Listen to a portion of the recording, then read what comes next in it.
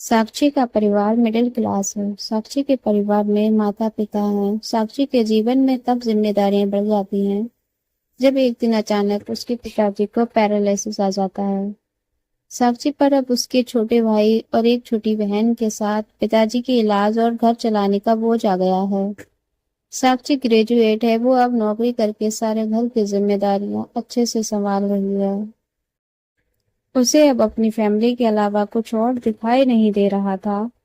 पिता और माँ को साक्षी पर गर्व है। साक्षी ने इस दौरान कई अच्छे रिश्तों को मना कर दिया। इसमें से कुछ उनके रिश्तेदार ने बताए थे, इसीलिए रिश्तेदार अब साक्षी से थोड़ा जलने लगे हैं। साक्षी को एक लड़का रचित कुछ दिनों से फॉलो कर रहा होता है। लड़के को साक्षी अवॉइड करती है, लेकिन उसे रचित का रिश्ता लेकर उसकी माँ उनके घर आ जाती है। वो लड़का अच्छे पैसे वाली फैमिली से था। साक्षी को अब अपने माता और पिता का बहुत ज्यादा प्रेशर होता है। इस वजह से वो काफी मनाने के बाद मान जाती है, लेकिन वो एक शर्त रखती है कि वो अपने घर को संभालेगी और नौकरी नहीं छोड़ेगी।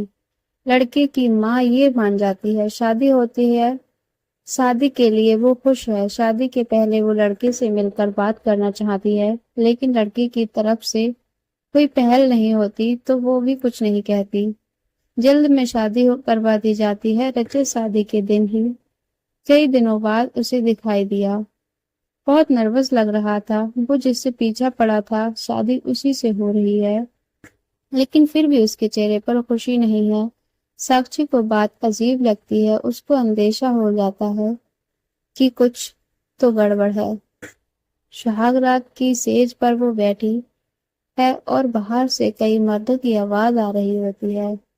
तभी वो बैठी बैठी सोचती है कि वो उन्हें अब कैसे पहचानेगी, उनकी आवाज को कैसे पहचानेगी। अभी तक उसने उनकी आवाज नहीं सुनी थी। और फिर रचित कमरे में आ जाता है। चेहरे का रंग पूरा उड़ा हुआ रहता है। साक्षी एक नजर चुपके से उठकर उसे देखती है। वो भी बिस्तर के एक कोने पर बैठ जाता है। काफी देर हो जाती है। साक्षी को अजीब लगता है क्योंकि रचित ना कुछ बोलता है और ना ही उसके पास आता है। फिर साक्षी ही पहल करती है और कहती है, सुनिए, आप इतने नर्वस मत होइए, मुझे आप पसंद है। रचित उसकी ओर मुड़ता है। साक्षी उसको पूछती है, क्या हुआ, आप खुश तो है ना? रचित केवल गर्दन हिलाता है। साक्षी बोलती है, मुझे आपसे बहुत बातें करनी थी, लेकिन आपने पहल ही नहीं की। चलिए अब करते हैं। रचित अभी भी चुप रहता है। साक्षी फिर बोलती है, आप कुछ बोल क्यों नहीं रहे हो? रचित की आंखों में अब आंसू आ जाते हैं। साक्षी घबरा जाती है। क्या हुआ, मुझे बताइए तो। रचित अब साइन भाषा में बताता है कि वो बोल नहीं सकता। साक्षी को धक्का लगता है। वो चुप हो जाती है और रचित से दूर हो जाती है। पहली रात ही उसे पता चल जाता है कि उसके परिवार वालों के साथ धोखा हुआ है, क्योंकि लड़के वालों ने इतनी बड़ी बात छुपाई। उसे धोखा बर्दाश्त नहीं होता है। वो अपने घर वापस लौट आती है। उसके परिवार को भी इस बात का पता नहीं होता। परिवार वाले भी ये सुनकर शॉक रह जाते हैं और अपने आप को कोसते हैं कि उन्होंने जल्दी कर दी, पहले पता लगाना था। साक्षी ने फैसला लिया कि अब वो कोर्ट में बात ले जाएगी। शादी के एक दिन बाद ही बात तलाक तक पहुंच जाती है। साक्षी तलाक की अर्जी देती है। रचित की माँ साक्षी के घर आती है। साक्षी की माँ उन्हें बुरा भला बुरा कहती है। साक्षी उन्हें रोकती है। वो पूछती है, आपको जरूरी नहीं लगा इतनी बड़ी बात हमें बताना? रचित की माँ नीचे मुंह कर और चुप रहकर सारी बात सुन रही है। रचित की माँ कहती है कि मैं माँ अपने बेटे का भला ही चाहती है और उसके पिता भी नहीं है। वो साक्षी को पसंद करता है, इसीलिए वो साक्षी से शादी करना चाहता था। मैंने हिम्मत की बोलने की, मगर मैं कर नहीं पाई। फिर मुझे डर भी लगा, क्योंकि पहली बार उसने कुछ करने को कहा। उसने तो मुझे बोला था कि मैं तुम्हें सब बता दूं, और मैं चाहती भी थी, लेकिन नहीं कर पाई। मैंने रचित को भी वो झूठ बोला कि तुम मान गई हो, लेकिन शादी के पहले उसे सब पता चल गया था कि मैंने उसको झूठ बोला है।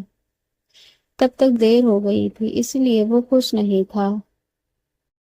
साक्षी, शायद तुम मुझे समझ पाओ। साक्षी अभी भी गुस्से में है। वो बोलती है कि मुझे रचित के ना बोलने से कोई प्रॉब्लम नहीं है। गुस्सा इस बात का है कि आपने धोखा दिया।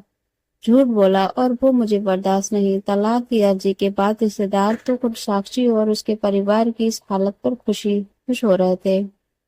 वहीं तलाक में भी अभी कुछ महीने का समय है। साक्षी अब अपने घर पर पहले की जीवन शैली पर लौट आती है। वो जॉब पर जाती है और कुछ दिनों बाद फिर रचित उसे दिखाई देता है, दूर से ही बस। अब वो साक्षी को देखता है। साक्षी के ऑफिस के बाहर वो लगातार आता है। 15 दिन तक साक्षी उसे अवॉइड करती है।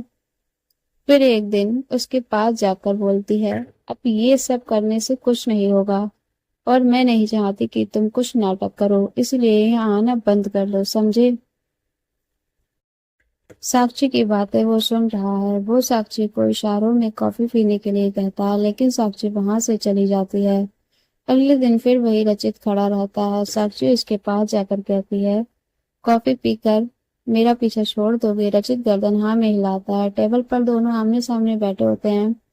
रचित अपने फोन में कुछ मैसेज टाइप करता है। साक्षी उसको देख भी नहीं रही थी। साक्षी के फोन में मैसेज आता है। रचित का लिखा होता है, sorry sorry but I really love you so much. कोई भी बोलने वाला तुम्हें मुझसे ज्यादा प्यार नहीं कर सकता, और बात तो कोई भी कह सकता है, झूठ बोल सकता है, लेकिन आंखें हमेशा सच बोलती हैं। एक बार मेरी आंखों में देख लो, फिर तुम्हें जो सही लगे वो करना। साक्षी को सारा गुस्सा मैसेज पढ़ते ही चला गया। मैसेज पढ़ते ही चला गया। वो धीरे से अपनी आंखें उठाकर रचित की आंखों में देखती है और उसकी आंखों से आंसू निकल आते हैं। वहीं वो उसको बोलती है, पहले ऐसी बातें नहीं बोल सकते थे, आज तक कभी किसी ने ऐसा नहीं समझाया। वो खड़ी होती है और रचित को बोलती है, चलो मेरा सामान वापस अब तुम ही उठा कर ले जाओगे। और उसने रचित को हक कर लिया। तो दोस्तों, स्टोरी कैसी लगी कमेंट करके जरूर बताइए, और चैनल को सब्सक्राइब नहीं किया तो चैनल को सब्सक्राइब करिएगा, वीडियो को लाइक करिएगा। मिलते हैं नेक्स्ट वीडियो में, तब तक के लिए अपना ख्याल रखिए। Thanks for watching.